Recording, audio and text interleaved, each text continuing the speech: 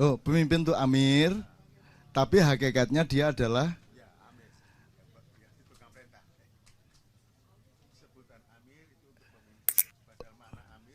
ya, sebutan amir itu dipakai untuk orang yang sedang memimpin, tapi filosofi dasarnya adalah dia sesungguhnya disuruh untuk menjadi pemimpin, kan gitu Mas. Jadi misalnya gubernur itu amir, bupati amir, presiden amir. Nah, kan tidak ada orang mau disuruh-suruh tanpa dibayar, ya, kecuali Anda, ya. Nah, di Indonesia ini Mas, kan sudah ada yang jadi amir, sudah dibayar sampai pensiun, diberi fasilitas mobil, rumah dinas dan seterusnya. Itu berarti wajib ya Pak ya dia melakukan apa namanya? Perintah-perintah rakyat, wajib kan gitu kan. Jadi presiden, kabinet, DPR, pokoknya semua yang di eksekutif, legislatif, yudikatif semua itu wajib ain menurut saya ya toh. Ketok tadi wong mesti bayar kok kon gitu. Tapi nek sampean gak dibayar. Jadi posisi sampean bukan amir, bukan orang suruhan rakyat. Betul enggak? Kalau Anda memikirkan Indonesia berarti Anda bersodakoh. Betul enggak? Anda melakukan ihsan kata Cak Fuad tadi. Kalau hasan itu kebaikan biasa, tapi kalau ihsan kata Cak Fuad adalah kebaikan yang luar biasa. Saya nggak harus nolong Anda, tapi saya mau menolong Anda berarti itu ihsan. Jadi Indonesia gitu Mas, cinta dong kita sama Indonesia, kita mikirin. Cuman kata Cak Fuad, yo mikirnya aja terus merugikan dirimu sendiri sampai kamu stres, sampai gua melaku nang pasar ngene kon. Apa arek mikir Indonesia lho aku. Ngono kok. Itu ya. Jadi menurut saya Anda punya peluang yang luar biasa.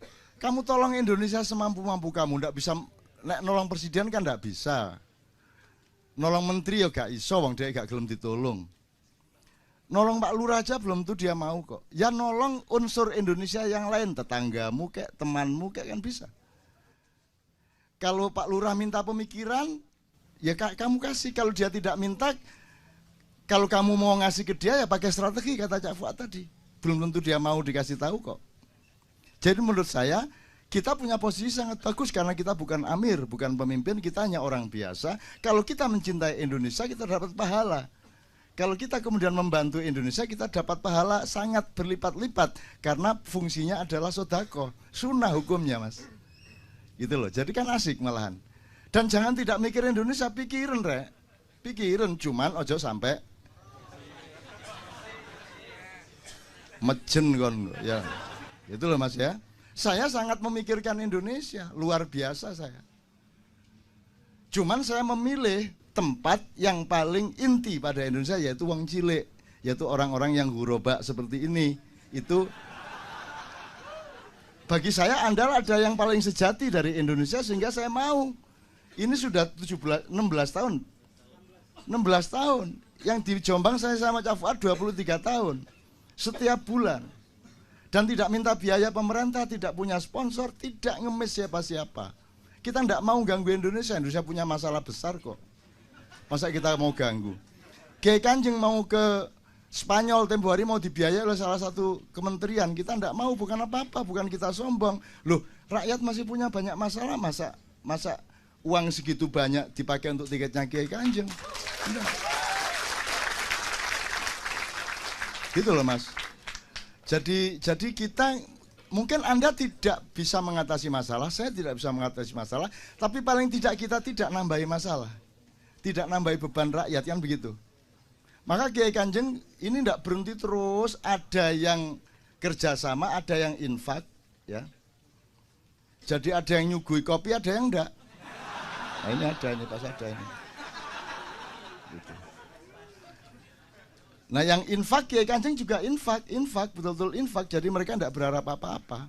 Itu loh teman-teman sekalian. Oke, jadi menurut saya jelas ya posisinya Mas ya. Pikirin Indonesia. Kamu akan dicintai Allah karena kamu mencintai sesuatu yang kamu tidak berkewajiban, betul enggak? Kalau kamu presiden, kamu berkewajiban, sedikit kamu tidak mikir Indonesia, Sedikit kamu ndak, kok kamu bisa makan enak? Orang di sana digusur habis berpuluh-puluh tahun, beratus-ratus tahun mereka hidup di sana, anak turun. Kemudian sekarang kehilangan tempat, kehilangan kerjaan. Terus kamu bisa makan enak sebagai presiden. Itu kamu akan mendapat wabal dari Allah luar biasa besarnya. Kan begitu. Nah, itu kira-kira Mas. Mulane ojo dadi pemimpin. Kecuali Allah memerintahkan kamu. Kecuali rakyat sadar tentang apa itu pemimpin. Maka tadi Cak Fuad sudah mengatakan, Anda mbok anu jangan disebab gubernur itu belum tentu pemimpin, dia petugas. Dia tenaga kerja. Betul enggak, Mas? Presiden itu TK 1, TKI 1, tenaga kerja Indonesia urutan 1. Yusuf Kala 2. Kan begitu? Nah, kalau Ahok gini, coba Anda sekarang gini, sekarang ngomong gini, supaya Anda tidak soal tafsir tadabbur ini jangan sampai kalau kita sekarang melakukan sosialisasi tadabbur jangan sampai menjadi pernyataan anti tafsir. Karena di dalam tadabbur kadang-kadang sangat diperlukan tafsir. Demikian juga tafsir tidak akan kaya kalau tanpa tadabbur, kan begitu. Jadi kedua-duanya harus bekerja sama, betul enggak? Kita enggak anti siapa-siapa, anti modok ini. Gitu ya. Oke. Saya ngomong ini supaya Anda juga jangan gampang termakan oleh isu pernyataan segala macam. Misalnya kalau ada pernyataan gini, misalnya ini. Kalau kamu tolak Ahok, berarti kamu anti Cina. Gimana tafsirnya? Kalau kamu anti Ahok, kalau kamu ndak milih Ahok, berarti kamu anti Cina. Ki tafsirnya piye coba? 2 orang aja. Bisa mikir enggak? Lah iya aku iki mikir Ahok wis bunek kok mikir sak Indonesia iki lho.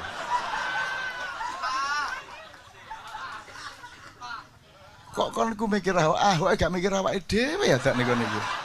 Ngono lho. Gimana tafsirnya kalau begitu itu? Anda kan kurang waspada. Medsos itu kan isinya ketidakwaspadaan global. Sembarang dilek jelek tok meneh, kopas kan gitu. Coba kalimat tadi saya ulang. Kalau kamu menolak Ahok berarti kamu anti Cina, piye? Kalimat itu sebenarnya gimana? Harus menerima Ahok 1, berarti harus menerima Ahok supaya tidak anti Cina gitu kan? Oke, nomor 2.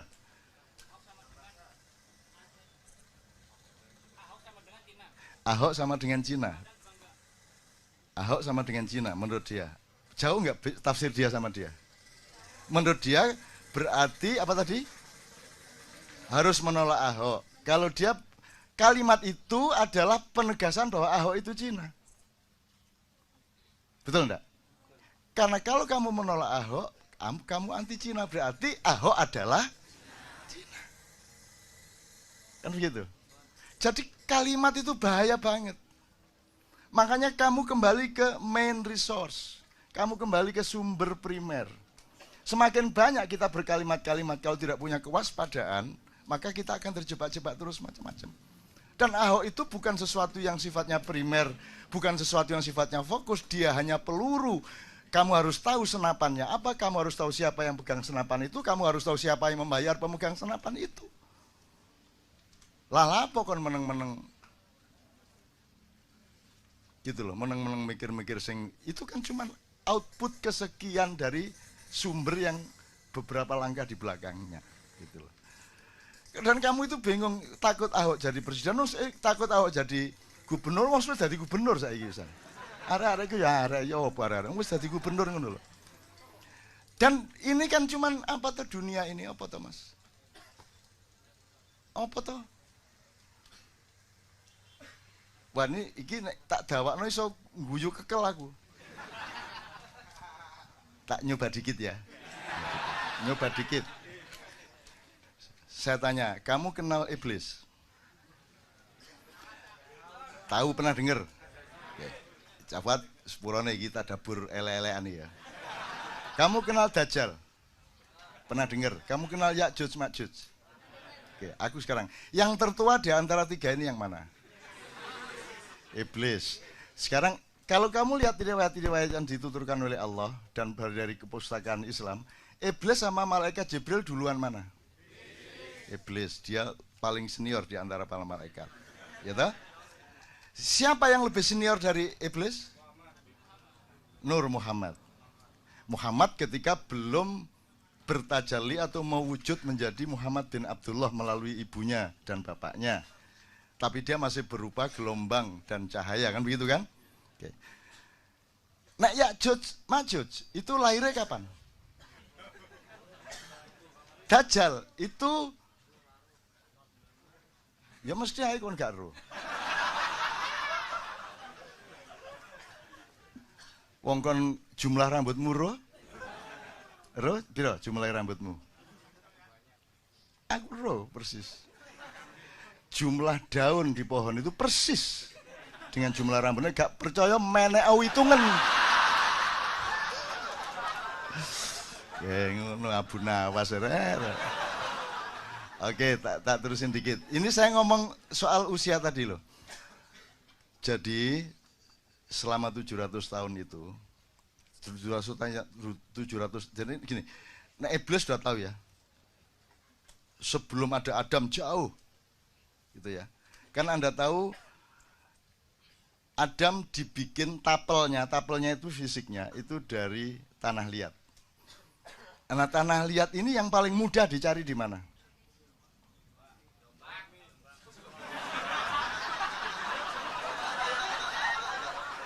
Kayak kita dapur aja. Tidak penting benar salahnya kan kita sama-sama tidak bisa melacak. Tapi yang penting endingnya nanti harus membuat kita menjadi lebih gembira kepada Allah dan menjadi lebih sayang kepada manusia, gitu aja.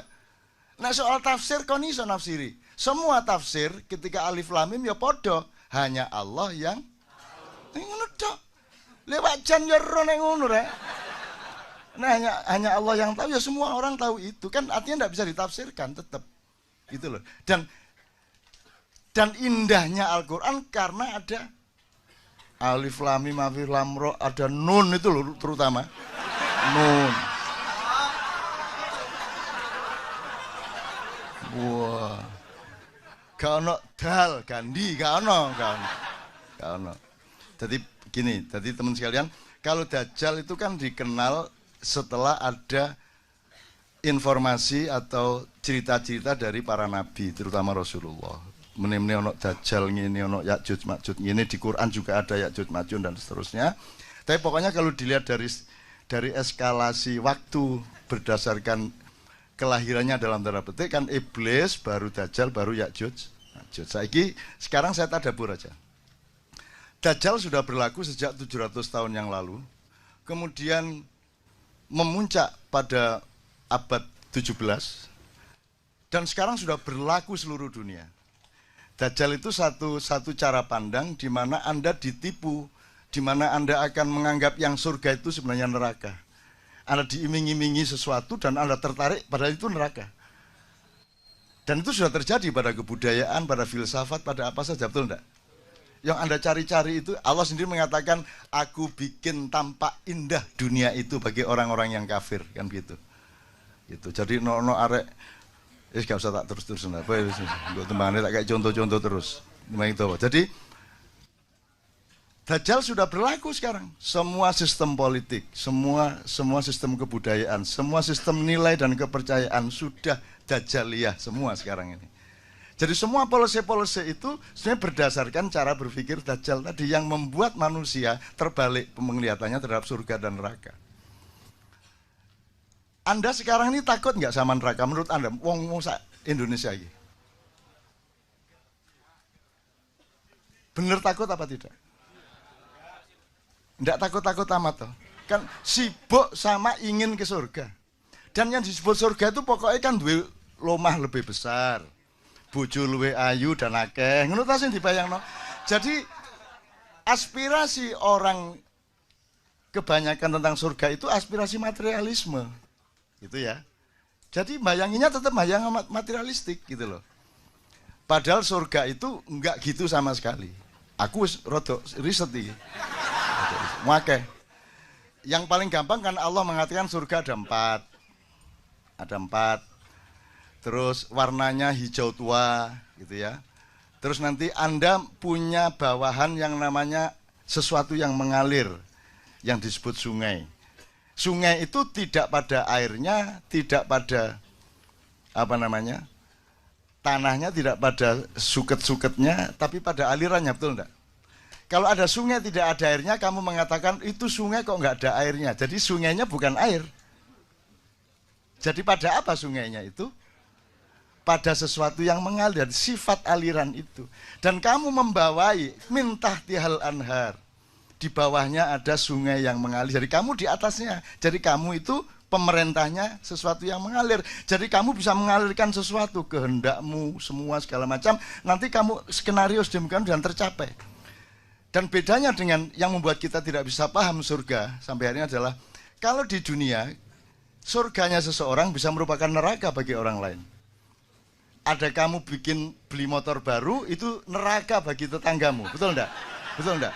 Yang satu kawin, mengawini cewek, neraka bagi laki-laki yang tidak mencapai cewek itu. Itulah dunia. Di surga tidak. Di surga kata Allah kita terpenuhi semua yang kita inginkan, tapi tidak ada konflik. Bahkan ada ayat mereka berebut gelas, tapi tidak ada pertengkaran dalam perebutan itu. Dan seterusnya lah, macam-macam gejala-gejala surga itu. Saya ingin mengatakan ini kepada Anda semua, untuk supaya Anda itu jangan terlalu bingung-bingung amat melihat keadaan ini. Indonesia itu tidak ada kan tidak ada apa-apa. Dunia tidak ada ya apa-apa Thomas. Kamu pikir Anda cuma hidup sekali.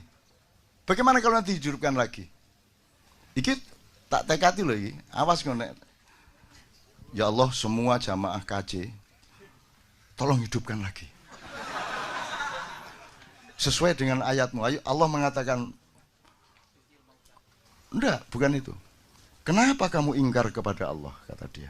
Padahal dulunya kamu mati, gitu kan kalimatnya. Dulunya kamu mati. Kalau dulunya mati, sebelum mati hidup apa enggak? Berarti sekali ya.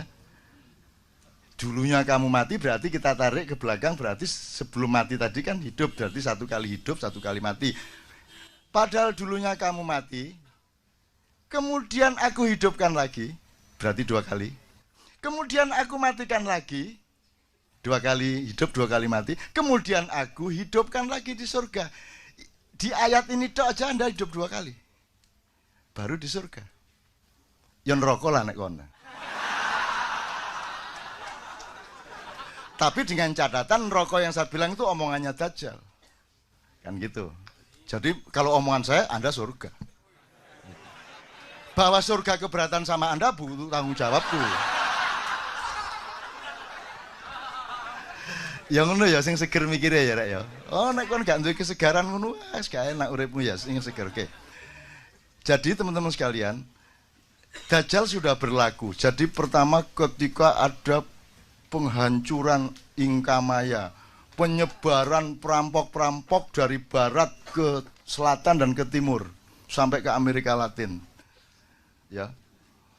Di laut-laut di mana Mojopahit jadi gugup, Demak jadi gugup, semua sampai terjadi ada 4 tahun kosong di mana Sunan Kalijogo memimpin penimbunan kekayaan-kekayaan yang sampai sekarang belum ditemukan dan seterusnya. Ini dia tahu persis. Iki rodok ponakane Gajah Mada. Cuman Gajah Mada takoni sapa iku? Sapa iku? Malah gak ero kok. Gak tapek kenal aku nek raine dipadak-padakno karo aku ngono iku. Iya, guyon ya Mas ya, tapi serius ya. Ada hadiah buat 27 Mei tentang iya, sip, tenang aja, aja kuwatir engko tak lamarno nang Gajah Mada. Wong beliau-beliau itu kita cinta kok. Kita ngomong macam-macam cinta kok. Cinta itu kan ukurannya tidak pada epistemologi, ukurannya pada niat. Vibrasi cintanya itu gitu. Oke. Iki tak persingkat, Rek. Dajjal sudah berlaku. Ya. Sampai kemudian ada yang namanya masa pencerahan, Renaissance, Aufklärung dan seterusnya. Itu puncak ilmunya Dajjal. Kemudian sampai ada sandiwara timur lawan barat, komunisme lawan kapitalisme, terus ada demokrasi segala macam, terus dibikin ada negara, ada nation state, mari ngono apa state, apa ngono state, terus pokoknya negara seolah-olah penting, begitu wis dadi negara dibuka pagere negara. Sekarang MEA masuk semua sini, masuk semua lho. Jarit negara. Jadi kita diombang-ambingkan, ya. Dan di puncak suksesnya Dajjal itu secara alam pikiran sudah, intelektual sudah, spiritual pun sudah. Kemudian sistem budaya sudah, sistem politik sudah, undang-undang pun undang-undang yang terbalik seperti itu. Nah, sekarang adalah era Ya'juj Ma'juj. Kalau Dajjal itu gabungan antara yang barat agak tengah dengan barat sekali, kalau Ya'juj Ma'juj itu dari utara. Nah, sekarang yang paling jadi sasaran Ya'juj Ma'juj adalah Indonesia. Ngono ceritanya. Ya'juj Ma'juj itu pokoknya kuning lah. Itu infanteri yang luar biasa. Tapi dia ke sini. Tadi ingat tak pertanyaan saya? Di mana Israel disuruh cari tanah liat? Kalau di kisahnya kan Jibril disuruh cari tanah liat. Sampai sini, di sini sudah ada iblis jauh sebelumnya. Di tanah ini. Ini sudah dikuasai iblis. Ini dari berbagai macam wacana. Jadi sebelum Adam datang, di sini sudah dikuasai iblis. Gitu loh. Karena iblis langsung lari, begitu diibliskan, karena la yasjud itu tidak mau sujud, dia langsung diusir ke sini. Jadi ketika Jibril mau ambil tanah liat, dihalangi sama iblis, Jibril lari. Mikael lari, terus Israfil lari, tinggal Israel. Israel memakai ilmunya iblis. Iblis itu pinter. Ini sebelum Israel ya, sebelum Israel tak terus. Iblis itu dia ingin melaksanakan ayat Allah bahwa Allah itu menciptakan khalifah di bumi, betul enggak? Iki gimana kok ditaruh di surga ya Adam ya apa? Di bumi fil ate. Ini jailun fil ardi khalifah. Lah kok ditaruh di surga? Salah ini, tidak taat sama Allah. Akhirnya iblis berusaha. Bagaimana caranya memindah Adam dari surga ke bumi? Bener nggak yang dilakukan? Ah, ya lumayan. Ya, jangan aja pecah dasar. Nah, cara dia masuk surga itu gini, surga itu dijaga oleh seekor naga yang sangat besar. Kepalanya di depan pintu surga, badannya di dalam surga. Nah, caranya iblis masuk surga itu, dia nunggu menguap si naga ini. Begitu naga menguap, iblis bleng masuk. Kemudian menjalani lorong yang panjang di perut dan di badan naga itu, kemudian menunggu naga beol. Begitu beol, iblis ikut. Dan begitu keluar dari duburnya naga, dia sudah ada di dalam surga. Baru dia cari Adam. Tapi dia dihalangi oleh burung merak yang sangat banyak di surga. Yaitu pasukan-pasukan kavaleri dan infanterinya Allah untuk menjaga setiap zona surga. Maka akhirnya iblis acting. Dia beli serban. Beli serban. Loh iki temenan iki. Jenggotnya dipanjangkan. Terus dia ambil buah apa itu, disuduk-suduk terus jadi tasbih. Terus katoke diunggahno.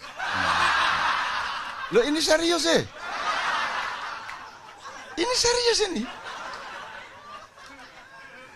Nah, akhirnya si iblis ini menemui Adam di dalam kostum malaikat. Gitu. Adam hormat kan, loh ini malaikat siapa ini? Oh Kanzul Jannah, bendaharawan surga, al-khashi, ar-raqi, as-sajid. Tafadhalu. Itu dihormatilah oleh Adam. Dan semua bangsa Indonesia sekarang adalah Adam yang didatangi oleh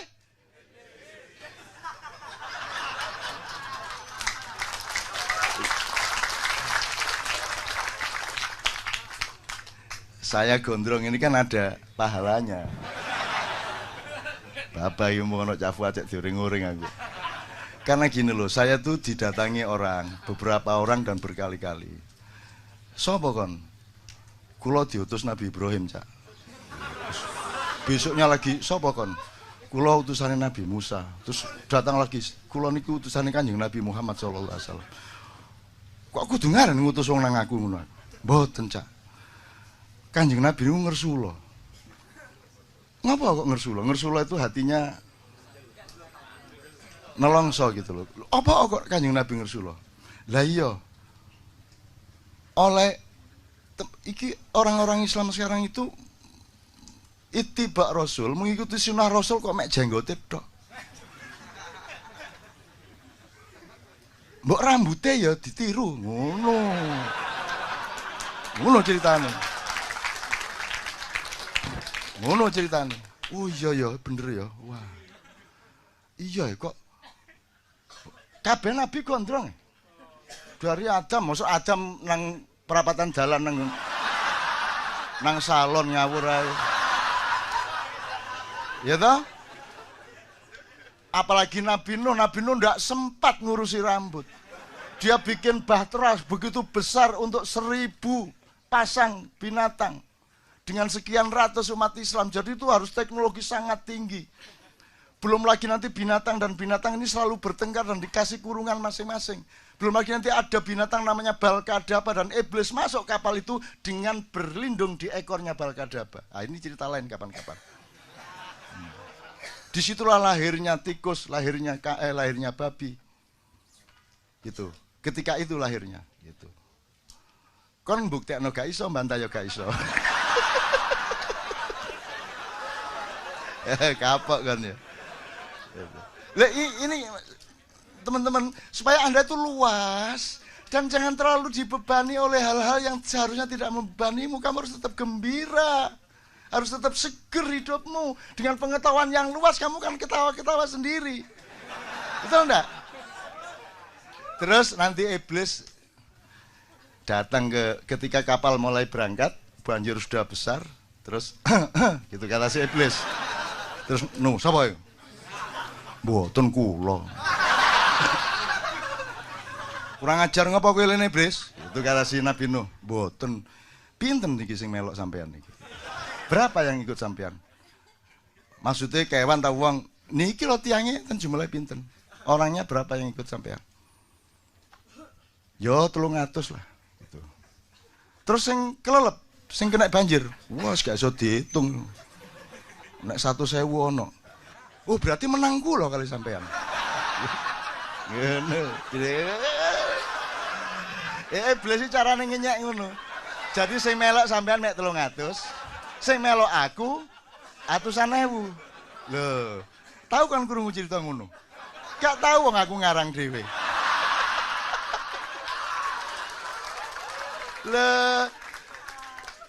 Oke, sekarang saya singkat. Sekarang Ya'juj Ma'juj eranya sekarang. Dajjal sudah berlaku kok. Sekarang Anda pusing soal PKI, pusing soal komunis. Ngapain kamu pusing soal komunis? Itu cara untuk supaya Anda menoleh, supaya malingnya masuk.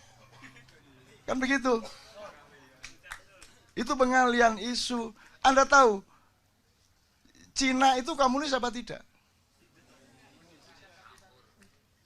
Cina itu pernah dihapusi iblis di depan pintu surga, betul enggak? Sekarang dia pinter, tetap komunis politiknya untuk imamah Cina iya. Sekarang pelajari ekonomi dunia, sekarang sudah sampai pada tingkat pemusatan kapital, bukan lagi distribusi modal, bukan lagi penguasaan titik-titik modal di situ, tapi sekarang pemusatan. Jadi sudah jelas kekuatan modalnya sekarang mainnya zona teritorial, reklamasi seluruh pantai utara Pulau Jawa. Sudah jelas zona naganya, kan begitu kan? Nah, tutup ndi gimana? Ya, kan dia pernah jadi sekarang yang kuat di tengah kayak begini ini, pemusatan modal ini Amerika udah enggak kuat. Kuba udah dilepas embargonya. Amerika udah lemah. Nggak bisa apa-apa. Karena doanya juga tidak jelas. Obama atina fidunya. Tidak jelas. Digawe meneh. Oh. Sesat iki ya. Oke. Sekarang yang kuat cuma dua, teman-teman sekalian, cuma dua, hanya RRC sama Iran. Karena apa? Karena ada kekuatan vertikal yang solid. Cina sangat solid dari atas ke bawah, Iran sama solid dari atas ke bawah. Amerika tidak bisa ngapa-ngapain sama Iran. Israel tidak bisa ngapa-ngapain sama Iran. Makanya Ya'juj Ma'juj mengisukan anti Syiah. Supaya nanti yang dibenci adalah Iran. Karena Iran ini pesaing utamanya. Ini politik penjaga surga.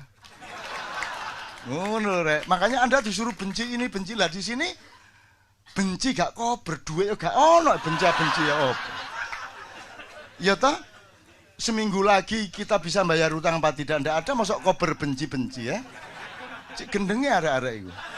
Gitu loh. Sesat. Ya sesat loh, disesatkan tuh Anda tadi. Mana tadi? Terus Anda gimana? Anda disesatkan terus orangnya melakukan apa ke Anda? Enggak, mereka terus melakukan apa? Menuduh, sesat gitu dok.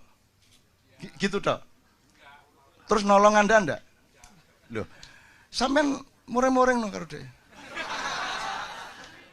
Masa ana wong motor mana ya jalannya? Terus lo buntu. Terus orang kamu datang, kamu sesat ya? Lah piye toh? Kene iki kalangan dalan tambah disentak-sentak. Ada orang tersesat kok malah ya mas. Lo nggak ada orang nyetir gak iso gak ro dalane, malah ditekani wong sak kampung, kamu sesat ya? Lah mulane kula niki sampean duduhi dalane. Aneh wong saiki iki. Wong jelas sesat kok malah dituding sesat. Lho kula nyepon roh yen kula mboten saged nerusno dalane bingung kula niki. Kok malah dioring-oring. Aku tahu nang Padang Bulan, mulai nang gone Cak Fuad Padang Bulan sama teman-teman dari IKIP Jogja. Padang Bulan di awal-awal jalannya jeblok hujan-hujan gini. Jadi mobil kecil itu ndak bisa maju, ndak bisa mundur. Wes, gak iso apa-apa iki. Orang kampung keluar satu persatu, sak rombongan. Sampai ini salah. Kudune lewat kene sampean. Oh nggih, Pak. Ngono, wis karo terus dirasani. Terus datang rombongan lho, ya apa sih kok lewat kene? Ya kempet sampean, kudune lewat kene sampean. Lah malah dioring-oring. Iki wis gak iso mlaku dioring-oring, dirasa. Jadi bilang sama teman-teman, kalau aku tersesat tolonglah. Gitu kan, tunjukin aku jalan. Dan kasihanilah orang yang sesat. Rasulullah kan azizun alaihi ma'anitum. Dia sedih sama orang-orang yang kufur kepada Allah. Kok bisa ya ada manusia akan masuk neraka? Kan saya tidak tega. Gitu dong. Jadi bilang sama mereka besok pagi, tolonglah saya. Ada apa? Aku orang sesat, Bapak. Tolonglah aku. Jangan dimarahi. Sesat itu sendiri sudah sengsara.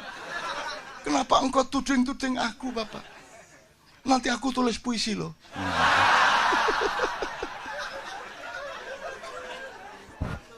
Wes, aku kepingin ngomong terakhir ingin kira soal tadi kan asalnya tafsir, tadabbur segala macam, jangan sampai bertengkar. Indonesia juga tetap jangan terus ditinggal. Indonesia itu kekasihmu, kamu harus tolongin dia kalau bisa kan gitu. Syukur dia minta tolong, kalau dia tidak minta tolong nanti kita tolong kan GR. Kan gitu. Kita tak tolong ya. Loh, siapa sih tolong gitu ya. Nyelu dewe sampean. Saya tidak ada masalah kok. Enak Indonesia ngomong piye kowe? Tuas olehmu ngene. Indonesia sendiri tidak merasa ada masalah apa-apa kok, gitu loh. Nah, sekarang Ya'juj Ma'juj itu sasaran utamanya adalah tempat di mana Israel mendapatkan tanah liat. Dan disinilah pusat iblis. Aku tanya lagi, lebih tua mana iblis, Dajjal atau Ya'juj Ma'juj? Iblis. Ini anak baru sekarang menyerbu tempat mbahnya. Karena iki nggone iblis. Nggone iblis iki, hati-hati kamu hitung lagi. Ini tempatnya iblis, pulau ini. Dikuasai sejak dulu. Semara bumi sudah saya bikin drama tikungan iblis 5 tahun yang lalu. Ini tempatnya iblis. Kamu salah sasaran. Kamu pikir ini santri-santri? Enggak, dilungkas ngene.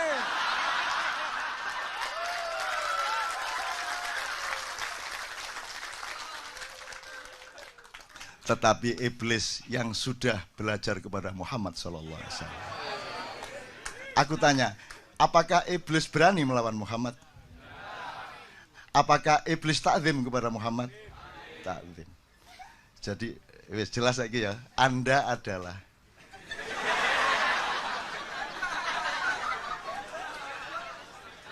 turunan iblis campur Adam yang sudah gondelan kelambine Kanjeng Nabi. Jadi iblismu kamu kendalikan, betul enggak, selama ini. Maka jangan dipancing-pancing untuk keluar. Kok metu temen sungguh arek-arek. Kan gitu. Ngerti maksud saya ya? Ngerti maksud saya ya? Jadi teman-teman tolong pikir kembali. Jokowi mikir kembali. Ya. Saya nggak melawan loh saya. Saya kan dudu iki nggone mbahmu dhewe iki. Ini tempat mbahmu dhewe. Ini serius, ini tempat iblis, ini serius. Loh. Kamu pikir orang Israel sering ke sini karena tahu ini mbahnya. Mbahnya, mereka enggak berani kalau sama kita. Cuman ngapusi gitu toh. Cuman mereka enggak berani. Ini serius ini mas, ini serius. Lo arek-arek kok ditantang? Mungkin ini penggawean gak duwe ya tak nih. Ditantang gelut. Loh. Ayo wis. Ono ceritane. Jangan marah ya bapak-bapak yang denger ini. Saya ngomong sama anak-anakku, aku tidak ngomong untuk masyarakat dunia melalui YouTube. Kalau keluar di YouTube itu bukan sasaranku, salahmu dewe buka-buka YouTube. Aku ngomong kepada anak-anakku. Kalau mereka masih hanya iblis, kalian akan segera hancur lebur. Karena iblis tidak bisa dilawan sekedar oleh Dajjal ataupun Ya'juj Ma'juj. Tapi karena iblis yang di pulau ini sudah mengenal Muhammad SAW, maka engkau akan disayangi asal jangan minta berlebihan kepada kami. Kalian kan kita terima selama ini. Tidak ada masalah, toh? Kita terima, manusianya kita terima, tidak ada masalah. Gitu loh. Cuman kalau sudah dikasih hati jangan minta merempelo, dikai rempelo ya lo nih sore meneh. Osus, mari osus dikaro nih sore meneh.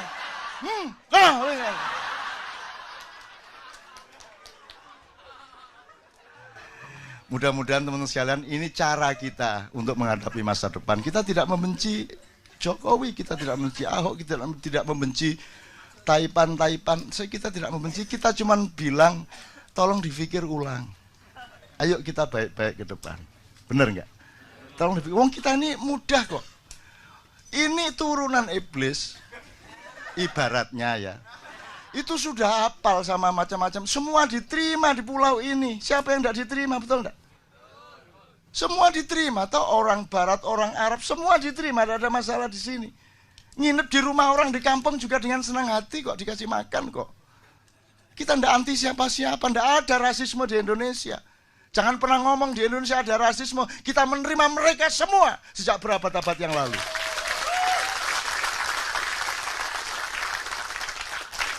Cuman aja kok pek kabeh rek. Wingi kos mari ngono kok tuku nggone kos iki. Mari ngono sak omahe kok tuku. Mari ngono aku dadi pembantu rumah tangga iki wis nek ngene carane iki. Dadi sutek iki nek ngene carane. Asu pekati Cina. Kita ndak anti loh mas. Kita ndak anti loh ya. Tolong ingat, kita ndak anti siapa-siapa. Kita terima semuanya. Terakhir sekali, jin pun kita terima. Dan sekarang saya akan mengajarkan kepada Anda, tolong jangan benci jin. Tadi saya tanya Cak Fuad itu di Ar-Rahman itu kenapa kok fabi ayyala'i rabbikuma? Tadi Ali ingat kita di mobil bilang, Ali mengatakan mungkin suami istri, enggak ada kemungkinan jin dan manusia gitu kan. Terus Cak Fuad melegitimasi itu maksudnya jin dan manusia. Seluruh surat Ar-Rahman itu untuk jin dan manusia. Jadi kita sama jin dengan jin itu kompak.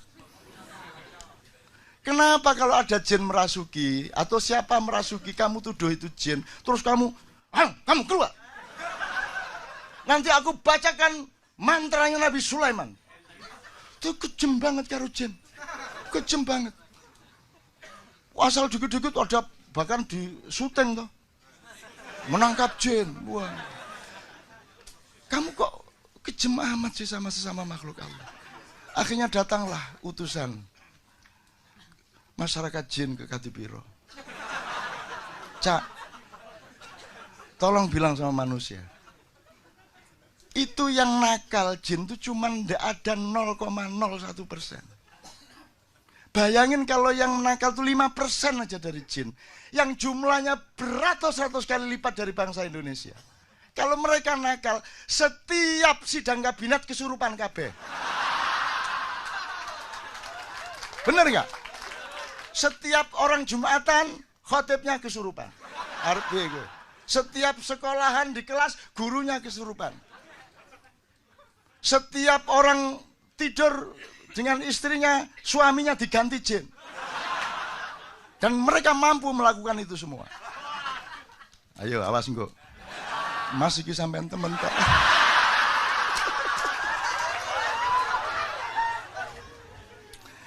Demikian standing comedian.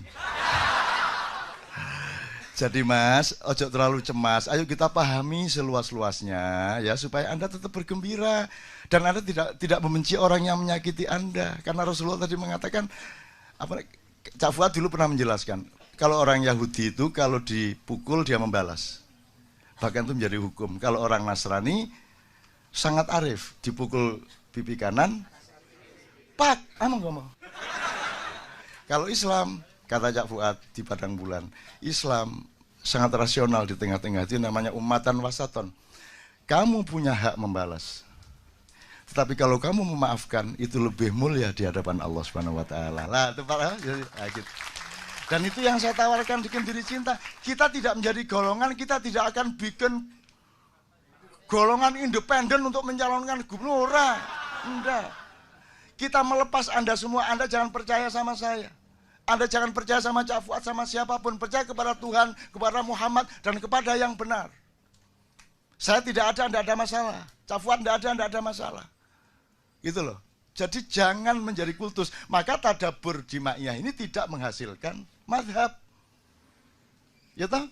Madhabnya macam-macam, tidak ada masalah. Kemarin itu ada siaran yang ngimami tarawih yang ini gitu. Bismillahirrahmanirrahim. Alhamdulillahirabbil alamin arrahmanirrahim maliki yaumiddin. Dibales sen ya. Iya kan na'budu ono ngono iku. Ya sembuhku mazhab capo-opo karo itu. Jadi di sini mazhabnya juga macam-macam, tidak ada masalah. NU, Muhammadiyah, mau apa, itu semua hasil tafsir.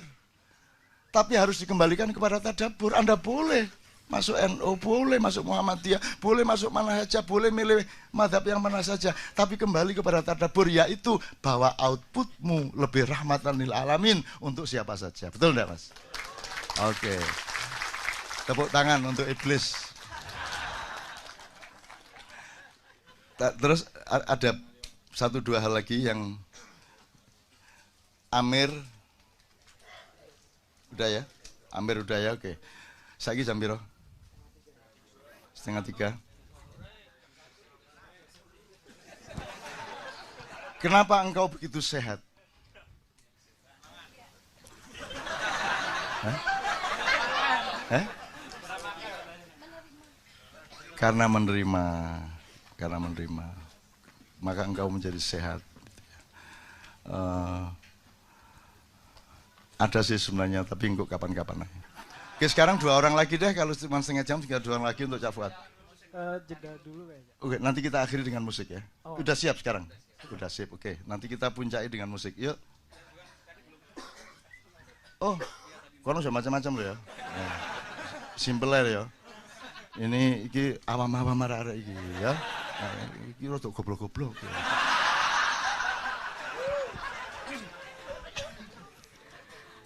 Bismillahirrahmanirrahim. Allahumma sholli ala sayyidina Muhammad wa ala sayyidina Muhammad. Wahai jiwa memanggil jiwa, wahai hati memanggil hati. Tolong bantu untuk berdoa untuk kekuatan saya didolimi orang tua saya sendiri sampai hari ini. Dan saya nggak bisa kumpul dengan orang tua sampai hari ini. Insya Allah antum tahu. Terus tadi saya baru datang dengan teman-teman naik kendaraan disambut dengan Rabbi la tadarni fardahu anta khairul warithin. Yang boleh saya artikan secara bebas, ya Allah, jangan biarkan aku sendiri atau munfarid. Berilah aku pendamping. Engkaulah sebaik-baik pewaris. Atau kalau masih yang jomblo-jomblo di sini bisa untuk nyari jodoh. Ya Allah, jangan biarkan aku jomblo. Ya, ini benar serius. Berilah, saya sering ngasih amal ini kadang-kadang sama teman-teman saya. Berilah aku pendamping. Engkaulah sebaik-baik pewaris. Itu bisa dibaca di sujud terakhir. Ya. Itu bisa pernah dibaca Nabi Zakaria, Nabi Ibrahim dan lain sebagainya. Terus sebagai follow up daripada Rabbi la tadarni fardahu anta khairul warithin, sebelum saya ngomong nanti puncaknya tentang bagaimana merukunkan mewahada yuwahidu mentauhidkan umat Islam, karena Islam itu sebenarnya yang non muslim tolong jangan kecewa, saya mencontoh dari begawan guru saya, Islam adalah mengamankan.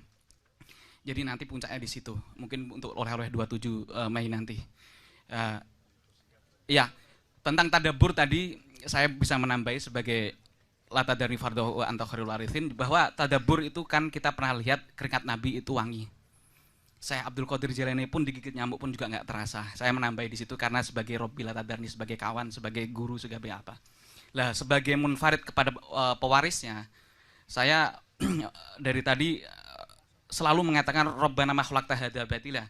Terus masalah iblis, saya menambahi juga bahwa di surat Al-A'raf ayat 21 itu berbunyi fakosa mahuma ini lakuma laminan nasihin. Dan berkatalah iblis atau Samiri atau Semar kepada keduanya, Adam dan Hawa, itu tafsir setengah tadabbur, silahkan, bahwa akulah adalah penasihatmu.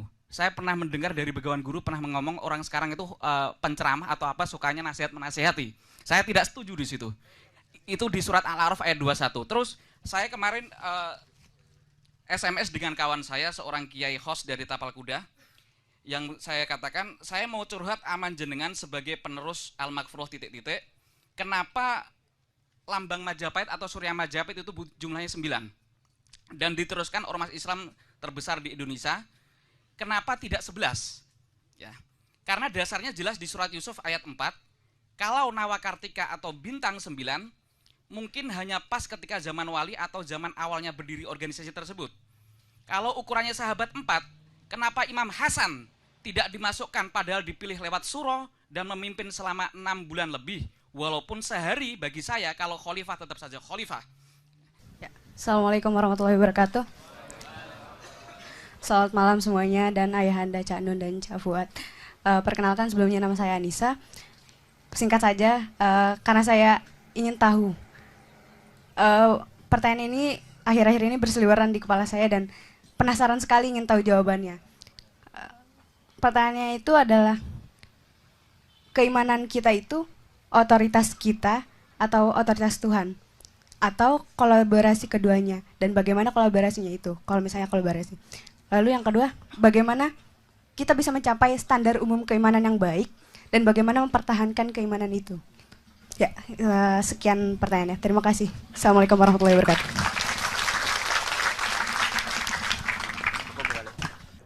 Gimana jawabnya? Kembali ke Quran aja ya. Di surat Al-Hujurat, innamal mu'minun, sesungguhnya orang-orang yang benar-benar beriman. Ini kan standarnya ya. Alladzina amanu billahi wa rasulihi tsumma lam yartabu wa jahadu bi amwalihim wa anfusihim fisabilillah. Ulaika humus shadiqun. Jadi orang beriman itu adalah orang yang beriman kepada Allah dan Rasulnya, kemudian tidak ragu-ragu, dan kemudian dia berjihad dengan hartanya dan dengan dirinya di jalan Allah. Ya itu aja. Jadi untuk mengukur iman kita, kita teguh, mantap, atau ada keraguan? Kalau masih ada keraguan ya berarti belum mencapai standar iman yang benar tadi. Ragu itu misalnya bagaimana? Bukan ragu Allah itu kita yakin Allah itu ya Tuhan yang Maha Esa. Tapi ketika kita ragu akan rahmat Allah, ragu akan rizki Allah yang ditentukan untuk kita, ragu akan ketetapan Allah yang sudah ditentukan oleh Allah untuk kita. Nah, itu juga ada keraguan seperti itu. Jadi pengertian tidak ragu itu bukan hanya soal ragu, benarkah Allah itu Tuhan yang Maha Esa, benarkah Muhammad itu Rasulullah, bukan itu. Saya kira kita semua yakin itu. Tapi ya itu kelanjutannya tadi. Ya. Ragu bahwa Allah itu betul-betul pemberi rizki, ragu bahwa Allah itu betul-betul akan memberi jalan keluar kepada kita saat kita menghadapi kesulitan, ragu bahwa Allah itu sudah menetapkan rizki untuk kita, ya, sehingga kita tidak perlu cari ya secara tidak benar. Nah, itu namanya iman yang tanpa ragu. Tapi itu harus diikuti dengan jahadu bi amwalihim wa anfusihim fi sabilillah. Berjihad. Hidup itu adalah jihad. Ya. Jihadnya apa? Yang pertama dengan harta. Mengapa kok dengan harta dulu? Karena jihad harta itu tidak akan pernah habis kepentingannya. Ya.